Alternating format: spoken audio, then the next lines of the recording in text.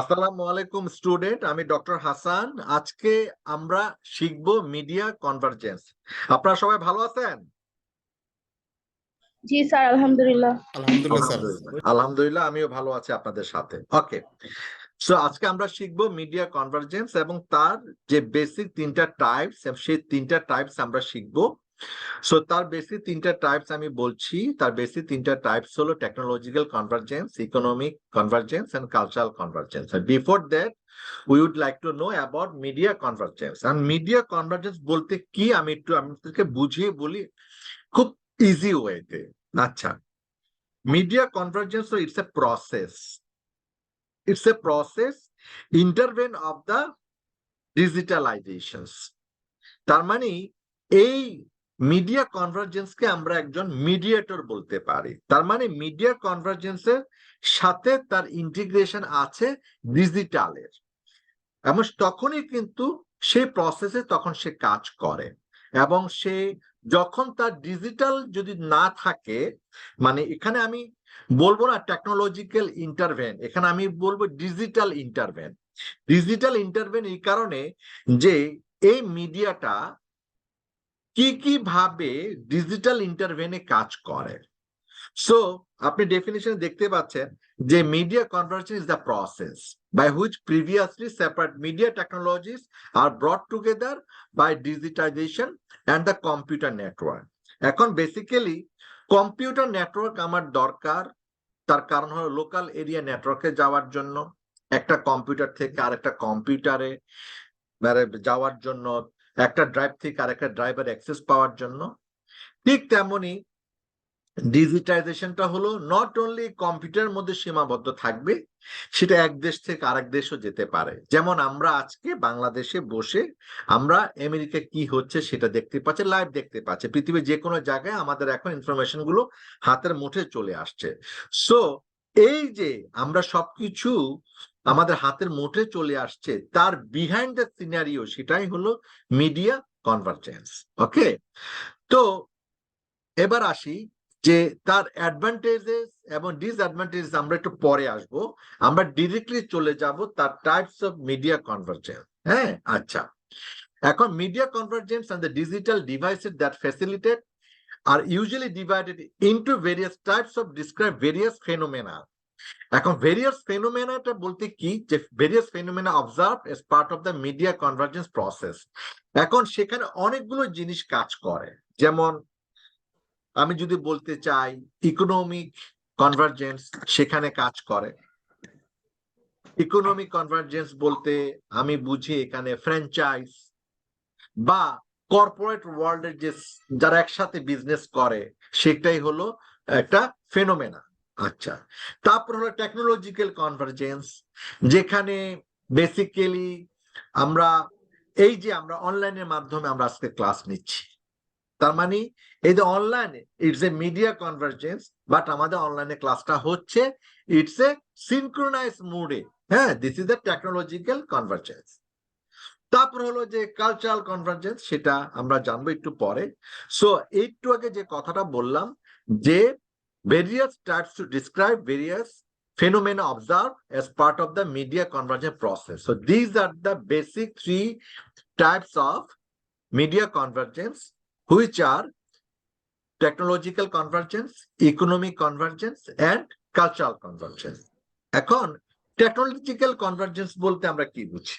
আজকে আপনারা যারা স্মার্টফোন ইউজ করতেছেন, ট্যাবলেট ইউজ করতেছেন, তারপর স্মার্ট টিভি আজকে চলে আসছে ইউজ করতেছেন, তারপর আজকে স্মার্ট অটোমোবাইল চলে আসছে সেখানে ইউজ করতেছেন, নিউজ পেপার, টিভি, টেলিভিশন এগুলোতে কাজ করে।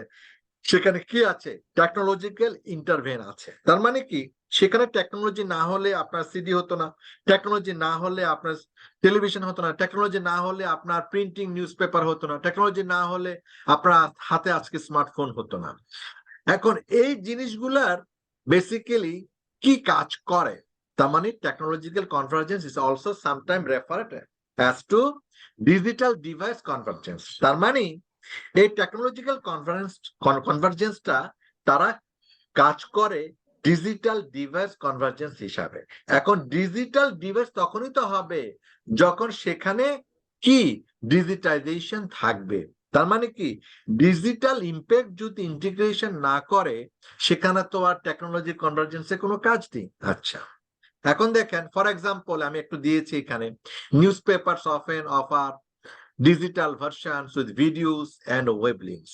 তো আপনি দেখবেন আজকে প্রথম আলো তারা যেমন আমরা তাদের হার্ড কপি পড়ি, মানে নিউজ পেপার পড়ি কাগজে, আবার সেটাও কিন্তু আমরা অনলাইনে পড়ি। আবার দেখা যাচ্ছে তারা আবার ভিডিও কভারেজ করে, সেটা আবার লিঙ্ক দিয়ে দিচ্ছে, তাদের নিউজটা আবার লিঙ্ক দিয়ে দিচ্ছে। So without having the technological convergence, তো নিউজ পেপার কিন্তু এই ডিজিটাল ভার্সনে এটা কি কার কাছে, তাদের টার্গেট অডিয়েন্সের কাছে, রিডার্সের কাছে পৌঁছে দিতে পারতো না। সো এটা হলো টেকনোলজিক্যাল কনভার্জেন্স। এবার আসি ইকোনমিক কনভার্জেন্স। এখন ইকোনমিক কনভার্জেন্স বলতে যেটা আমরা বুঝি বেসিক্যালি দেখেন যে এখানে ইকোনমিক কনভার্জেন্সের এখন তিনটা পার্ট এখানে দেওয়া আছে, সেটা হলো ডিজিটাইজেশন, কংগ্লোমেরেশন, এখন ডিরেগুলেশন।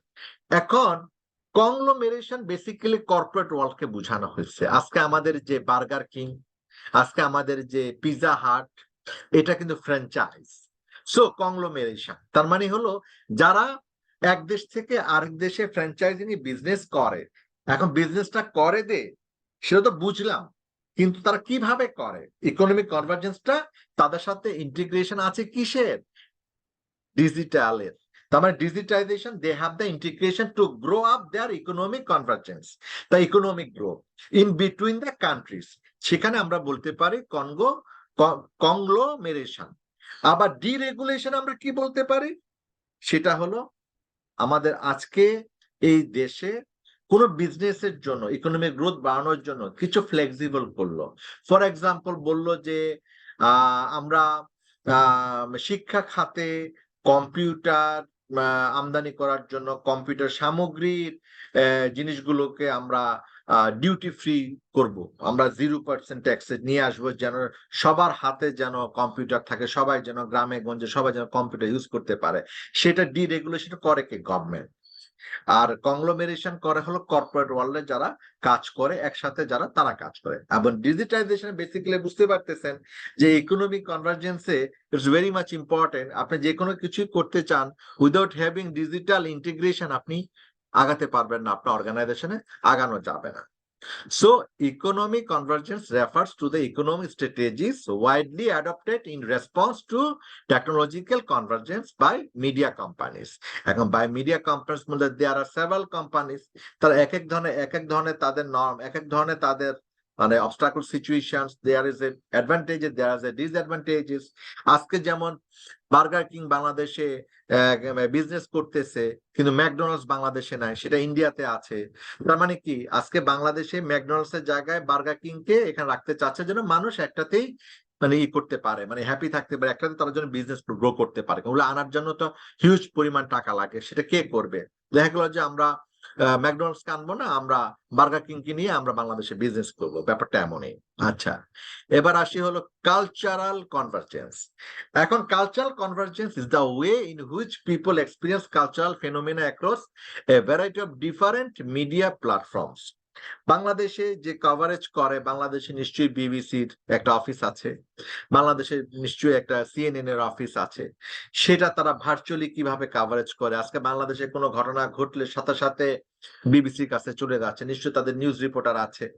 এবং আজকে বাংলাদেশে এদের যে কালচারাল যে ইয়েটা, সেটাও কিন্তু এক্সচেঞ্জ হচ্ছে বিভিন্ন ডিফারেন্ট মিডিয়া প্ল্যাটফর্মে। এখন এই যে যেমন ধরেন আমি একটা বলি যে মাল্টিমিডিয়া যে স্টোরি টেলিং এর একটা যে ব্যাপারটা, স্টার ওয়ার্স আমরা একটা মুভি দেখছি না, আবার স্টার ওয়ার্স আবার সিরিজও আছে, আবার স্টার ওয়ার্স এর বুকসও আছে, কমিক্সও আছে, ভিডিও গেমস আছে। আপনারা দেখেছেন কেউ স্টার ওয়ার্স? স্টার ওয়ার্স একটা মুভি সিরিজ দেখেছেন? শুনতে পাচ্ছেন আমার কথা? না স্যার, দেখিনি। দেখিনি স্যার। এটা অনেক পুরাতন স্টার ওয়ার্স এর কমিক্স আছে, ভিডিও গেম আছে, বই আছে। আপনি যদি ইউটিউবে যদি সার্চ দেন স্টার ওয়ার্স, হ্যাঁ আপনি খুব সুন্দর, এটা আমরা ছোটবেলায় দেখেছি অনেক, এবং আমরা ওইটার উপরে থাকতাম, আবার সেটার উপর অনেক কিছু হতো। নেক্সট এপিসোডে কি হবে। So this are the cultural convergence. এখন যে স্টার ওয়ার্ডস তারা কি করে, তারা যে মুভি রিলিজ করে ফ্র্যাঞ্চাইজ ওয়াইতে, তার মানে আজকে যেটা ইউএসএ হচ্ছে কালকে সেটা চলে যাচ্ছে হলো ইংল্যান্ডে, জার্মানিতে। আজকে আমাদের বাংলাদেশে যেমন কোন সিনেমা হচ্ছে, এই যে পাঠান বাংলাদেশে দেখাচ্ছে, সেটাও কিন্তু ফ্র্যাঞ্চাইজ ওয়াইতে। আমি জাস্ট এখানে স্টার ওয়ার্ডস এর কথা এখানে দিলাম, আপনারা সেটাকে পাঠান মুভির কথা দিতে পারেন যে কালচারাল কনভার্জেন্স গুলা কিভাবে হচ্ছে। বুঝতে পারছেন? শোনা যাচ্ছে কথা? জি স্যার। জি স্যার। হ্যাঁ, এখানে যেমন জি স্যার, আরেকটু শোনা বলতে যাচ্ছে। চাই, হ্যাঁ এখানে যেহেতু আরেকটু বলতে চাই সেটা হলো যে advantages of media convergence and disadvantages. আসলে বেসিক্যালি প্রত্যেকটা জিনিসের অ্যাডভান্টেজ এন্ড ডিসঅ্যাডভান্টেজ থাকে। এখন বেসিক্যালি অ্যাডভান্টেজেস আমি এতটুকু বলতে চাই, একটা ওয়ার্ড দিয়ে, সিম্পলিফাইস মিডিয়া কন্টেন্ট প্রোডাকশন। তার মানে কি, আপনি যে জিনিসটাতে আপনি ইন্টিগ্রেট করেন না কেন, সেটা যদি সিম্পলিসিটি থাকে, একটা ভালো একটা আউটপুট আসবে। That is the advantages. আর ডিসঅ্যাডভান্টেজ বলতে গেলে এখানে আসলে basically creates a divide between those with access to computer technology and those without. তার মানে আপনার যেমন কম্পিউটার টেকনোলজির প্রয়োজন, আবার আরেকটা আবার এক্সটার্নাল প্রয়োজন, এবং তাকে ছাড়াও প্রয়োজন। সো বেসিক্যালি কি কোনটা একটাকে নিয়ে কাজ করা যায় না, মানে দুইটা লাগবে, সেটা হলো ডিসঅ্যাডভান্টেজেস। তার মানে আমি যদি ইকোনমিক্যাল গ্রোথে কিছু করতে চাই মিডিয়া কনভার্জেন্সে, তার মানে আমাকে আমার দেশের বাইরে আরেকটা দেশ লাগবে, তার সাথে আমাকে আরেকটা কোম্পানির সাথে আমাকে মার্চ হইতে হবে, আমার প্রোডাক্টটা তার কাছে করতে হবে। ওই কোম্পানি ছাড়া তো আমি ওই দেশে আমি এন্টার করতে পারবো না। This are the disadvantages. So আজকে আমরা শিখলাম হলো মিডিয়া কনভার্জেন্স, এটা ভেরি ইম্পর্টেন্ট টপিক। এবং আমরা শিখলাম মিডিয়া কনভার্জেন্সের সাথে তার তিনটা basic important aspects of media convergence. সেগুলো কি কি? Technological convergence, economic convergence and cultural convergence. So আগামীতে অন্য কোনো ভিডিওতে আবার আমরা নতুন কোনো টপিক নিয়ে আসবো। সে পর্যন্ত খোদা হাফেজ, আসসালামু আলাইকুম। হ্যাঁ, ওকে, আসেন তো? জি স্যার, আছি। ওকে।